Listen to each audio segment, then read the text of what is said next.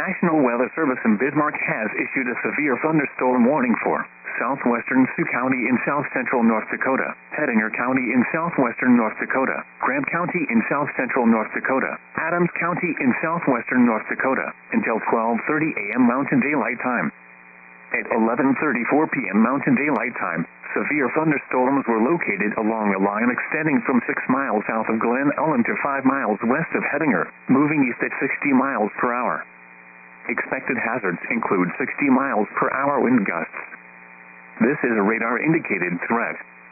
The following impacts are expected. Expect damage to roofs, siding, and trees. Locations impacted include Lemon, Hettinger, Mott, Elgin, Carson, New Leipzig, Reeder, Regent, Morristown, Haines, North Lemon, Hart Butte Dam, Burt, Lark, Raleigh, Bucyrus, Havelock, Leith, Heil, and Bentley. For your protection, move to an interior room on the lowest floor of a building.